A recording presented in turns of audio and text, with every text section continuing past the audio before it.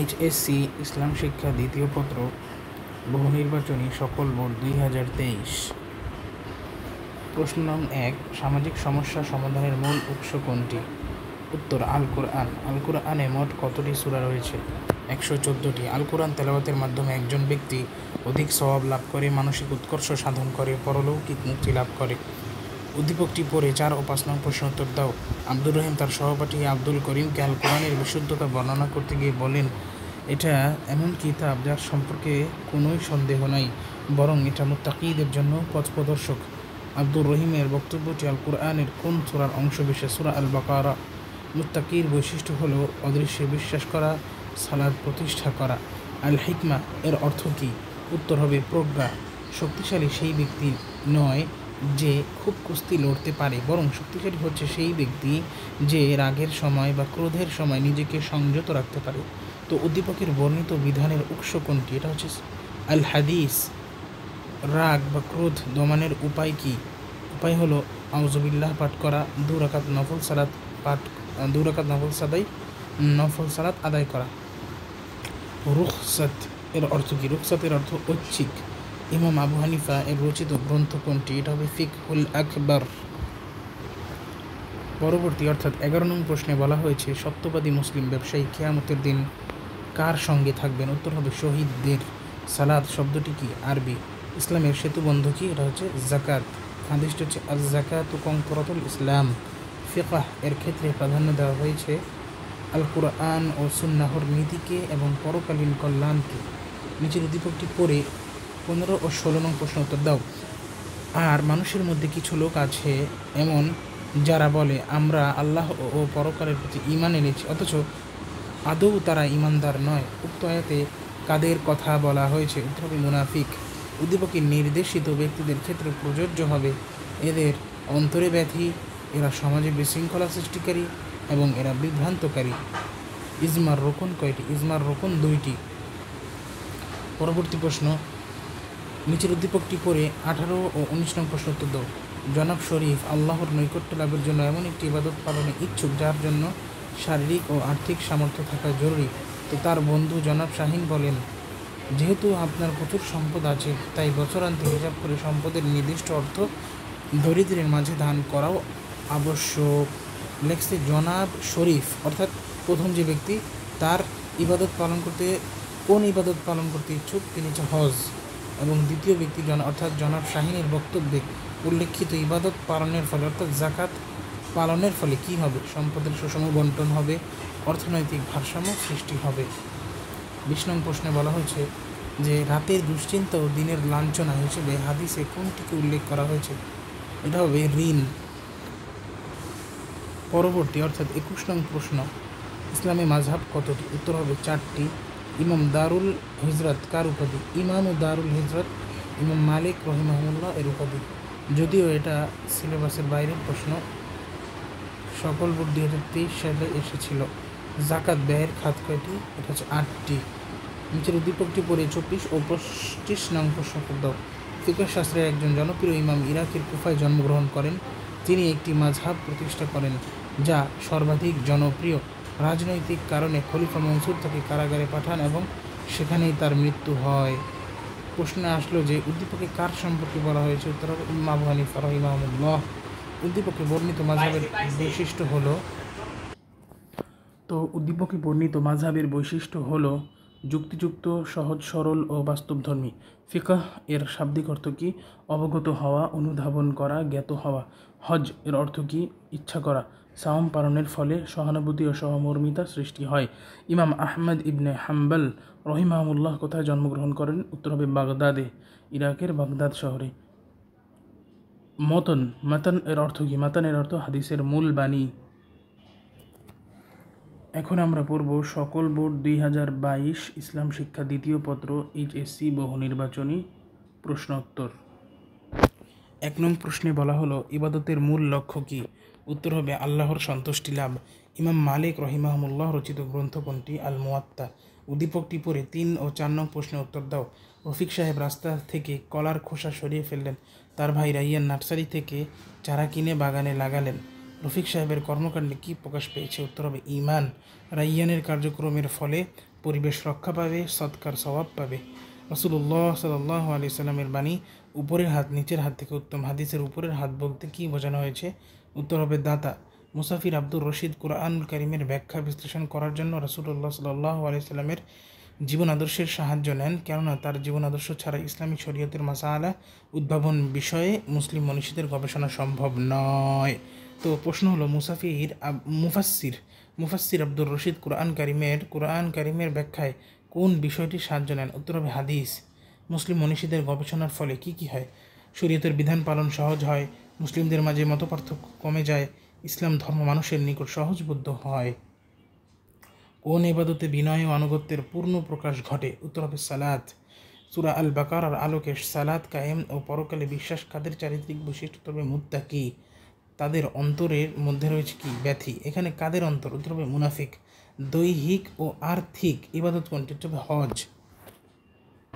পরবর্তী প্রশ্নে বলা হলো যে ইমাম আজম কার উপাধি? উত্তর হবে ইমাম আবু হানিফা এর উপাধি। কিতাবুল গ্রন্থটি কে সংকলন করেন? উত্তর হবে ইমাম শাফিঈ রাহিমাহুল্লাহ। আল ইজমা অর্থ কি? একমত হওয়া। জাকাত অর্থ বৃদ্ধি। কোনটি ফরজের পরে ফরজ? হালাল উপার্জন।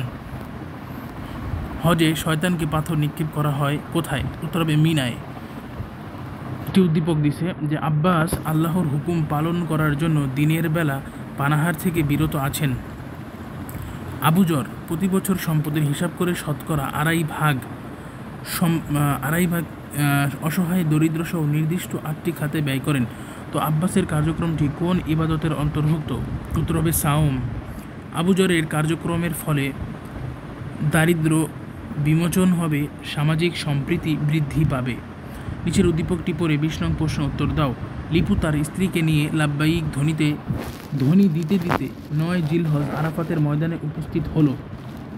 লিপুর কার্যক্রমে কোন ইবাদত ফুটে উঠেছে? উত্তর হবে হজ। পরবর্তীতে আরেকটি উদ্দীপক, এবছর আকাশ মেঘাচ্ছন্ন থাকায় স্যাটেলাইট ও দূরবীক্ষণ যন্ত্রের মাধ্যমে রমজানের চাঁদ দেখা যায়।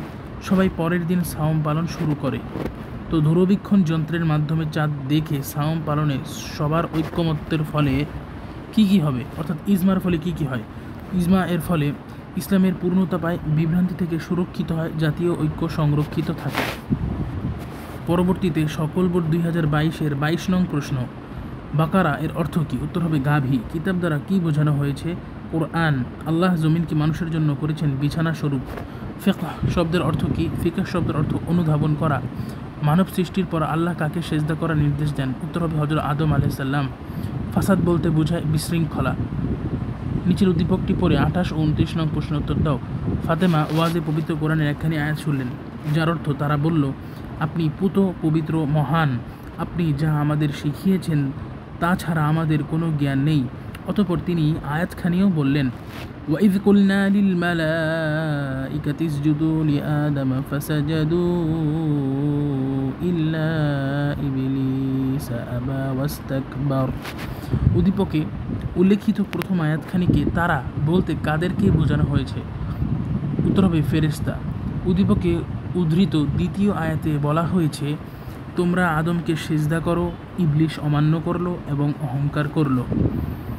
আরেকটি উদ্দীপক, মাওলানা আনোয়ার এক ইসলামী সমাবেশ দেখলেন। নামাজে তারা মাইক ব্যবহার করছেন না, কারণ রাসূল এর যুগে মাইকে নামাজ পড়া হয়নি। তবে মাওলানা আনোয়ার বললেন, মক্কা মদিনা সহ সারা বিশ্বে মসজিদে মাইকে নামাজ পড়া হয় এবং কোনো মুজতাহিদ আলেম এর বিরোধিতা এখন পর্যন্ত করেননি। 30 নং প্রশ্ন, যে মাইকে নামাজ পড়ার বৈধতা শরীয়তের কোন উৎসের ভিত্তিতে গ্রহণীয় হয়েছে? উত্তর হবে ইজমা। পরবর্তীতে সকল বোর্ড 2021 ইসলাম শিক্ষা দ্বিতীয় পত্র HSC বহু নির্বাচনী পরীক্ষা এর সঠিক উত্তর। প্রশ্ন নং 1, সামাজিক সমস্যা সমাধানের মূল উৎস কোনটি? উত্তর হবে আল কোরআন। আলিফ লাম মিম এর অর্থ কি? এর অর্থ আল্লাহ তাআলাই অধিক জানেন। হুদান লিল মুত্তাকিন এর অর্থ কি বা এর মর্ম কথা কি? উত্তর হবে কোরআন মুত্তাকিদের জন্য পথ প্রদর্শক। মুসলিমদের অন্তর সবসময় ব্যাপ্ত থাকে কিসে?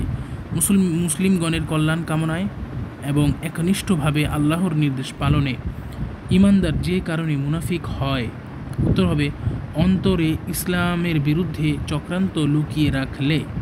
6 নং প্রশ্নে বলা হলো আদম ও হাওয়া আলাইহিসসালামকে জান্নাতে আল্লাহ তাআলা ইতিবাচক নির্দেশ দিয়েছিলেন, তোমরা শান্তিপূর্ণভাবে বসবাস করো। আল কুরআন বিশ্ববাসীর জন্য সর্বজনীন পথ প্রদর্শক। এর কারণ হলো এটি সকল জাতির হেদায়েতের জন্য অবতীর্ণ হয়েছে এবং সর্বকালের সকল মানুষের জন্য সমাধান দেওয়া হয়েছে। হাদিসের আলোকে প্রকৃত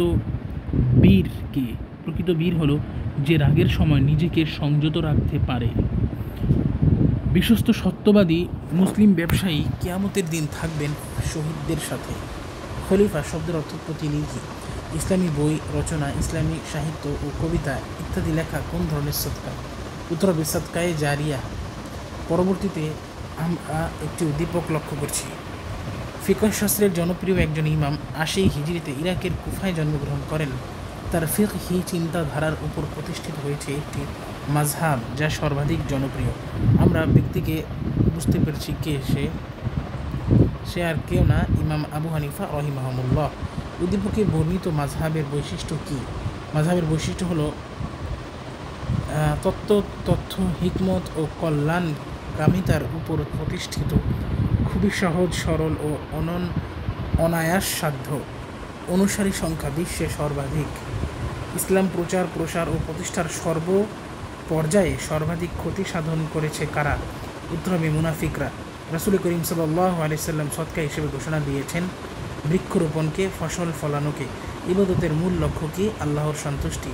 কোন ইবাদতে বিনয় ও আনুগত্যের পূর্ণ প্রকাশ ঘটে? উত্তর হবে সালাত। কোনটি বান্দার হক? পিতামাতার খেদমত করা বান্দার হক।